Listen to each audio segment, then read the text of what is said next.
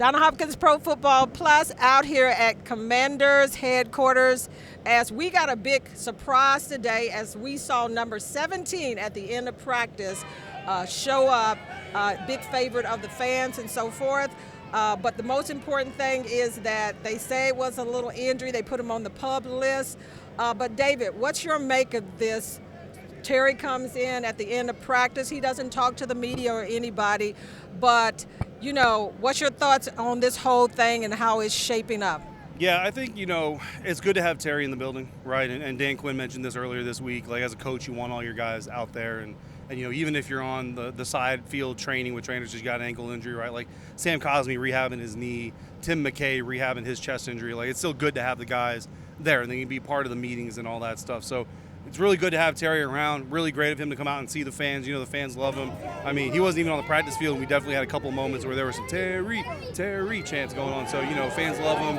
And his reputation is what it is for a reason. And one of those reasons is he kind of always goes that extra mile for the fans, especially the kids. So for him to come out there and do that, knowing that, the attention was also going to be turned in a different way from a public narrative standpoint, I think it just kind of reinforces why people love Terry, and like I said, it's a step in the right direction. And you had also said that, listening to him over there with the fans saying that he doesn't have a beef with them, just to even say anything to me, because this organization keeps everything close to the vest. There you go. Of course. My beef is not with y'all. I love y'all. I love y'all. I think that's probably like, you have bad situations and silver lining, right? The good situation, and I don't know, the gray lining, I guess, of the good situation is that comment to me because, again, like if I were to say to you, Donna, like I don't have beef with you, well, that means I probably got beef with somebody. It's just not specifically with you. So it's great that he doesn't have beef with the fans because the fans are the ones that love him, probably the most, but it means you have beef with someone. And to me, that kind of puts a question mark on things, right? So when we found out that Terry was here, reported, wasn't going to be able to practice because of the ankle, but at least he reported, was in the building. I was like, okay, maybe we're at the goal line of a deal being done, 5-yard line. At least we're in the red zone. You hear Terry make that comment publicly to fans, and Terry's no dummy, right? Terry knows these fans got Twitter, they got Facebook, they got their own YouTube pages, some of them. Like, that comment's going to get out, and it already has, right? You know what you're doing. And to me, that makes me think maybe we're on the 30, maybe we're on the 35-yard line. I don't know. But it's a sad situation that usually, or that with this organization, the way things are going, you kind of hope you're just watching other teams go through these situations. So to see this one go through it is a little bit off-putting. But, the good news, though, we're watching practice. Practice still looks good. The offense still looks good. Defense definitely looks good. So I don't want to say you don't want Terry. Obviously, you want Terry out there. Yeah. But even without him, it still looks pretty good. Yeah, as they say, you got to move on. If this player is not in camp and so forth, you still got to go out on the field. We're in the midst of training camp, going to have preseason, with the Patriots soon. So you can't worry about who's not out on the field. Those are the guys you have to concentrate on. But are you surprised that he's even saying anything going back to Terry? Because he's the guy that has basically been quiet when these things are happening and just letting them play out. And for it to be two situations where you'd have heard things come out where it doesn't feel like he's being loved and so forth like that. But the key thing is this organization has done the right thing. Santana Moss, he's going to go into the Ring of Fame. And, to just hear that, I was surprised to hear any of this from Terry, knowing him over these years. Yeah, it's definitely surprising, but I think it also just kind of shows just how frustrated he is, right? There's some players to where they'll say, oh, I'm frustrated. Right? Like, I've known, but there's a guy who used to play here who now plays in Minnesota, and he was kind of known for, if he's frustrated, he's going to tell you he's frustrated. And to a certain extent, you appreciate that. But you also appreciate the guys who understand, my frustrations are not going to get solved by talking into Donna Hopkins' mic or to David Harrison's recorder.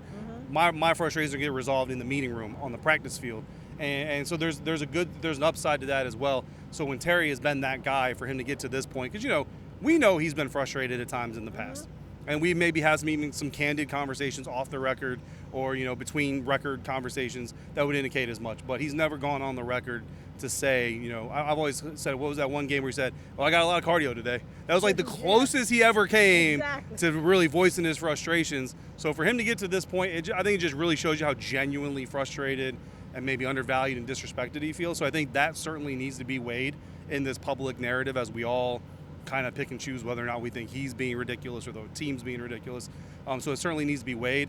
But yeah, you kind of hope. Like I think there was a report like calmer heads are going to prevail and the deal will just get done and everybody can go forward. The good news is you heard DQ this morning say that like from a coach player perspective, there's no hard feelings. There's no nothing there. It's, hey, I check in on him as a man. Are you good? Is your family good? Are you okay? And then once the player shows up on the field, it's go time. But between that, so once the dollar signs get done, the X's and O's will handle themselves. Yeah, so you're not going to see Terry McLaurin until this deal gets done. Ankle injury or not, whatever it may be, to what extent it may be. This team, again, keeps everything close to the vest. Noah Brown, just to mention him, threw him out. In OTAs, went down, but we never knew what was wrong with him, and we still don't because they're not saying anything. So we don't even know what that injury is, but he looked really good out on the field today. It was good to see him go through the drills and everything. Looks like he's back full speed, and that receiving room really looks solid. Yeah, I mean, they're looking good across the board. Like Chris Moore has definitely stepped up. He's not playing that Terry McLaurin role. Not that I think he would be like the number one if Terry were to not be around for whatever reason, but he's kind of filling in that space right now. Lou McCaffrey had a really good day today. I mean, I think it was like 4 or 5 catches off the top of my head. Debo is doing Debo things. Jalen Lane is, he's a rookie, so he's got some moments here. He's got some moments. I mean, he had a really great catch today on a pass in the back end of the end zone in the corner. Jaden Daniels, I mean, I don't even know how he dropped it in that bucket. Jalen, unfortunately, only 1 foot down. Wouldn't have been a touchdown, but, I mean, just the play in itself, double coverage, the concentration to come up with that ball really kind of just gives you an indication of the potential in Jalen Lane.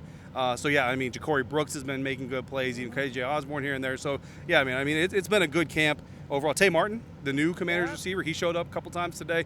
Michael Gallup as well. Yeah, there's a lot of names that are certainly taking advantage of the fact that 17's on the field, so everybody's getting a few more reps.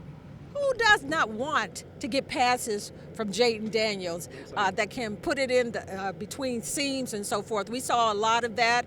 But the big news, again, out here, Terry McLaurin shows up at the end of practice. Hopefully this deal can get done quickly.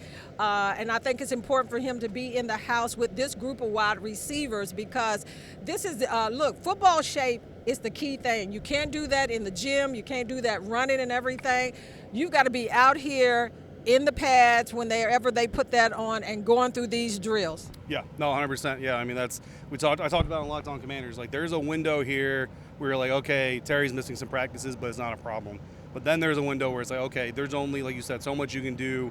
You need those football reps. You need to go out there and you need to face press coverage. You need to face a cornerback like Marshawn Lattimore who's going to hack you and smack you on the arm and do everything they can. You got to get those reps from a concentration standpoint, from a physical conditioning standpoint.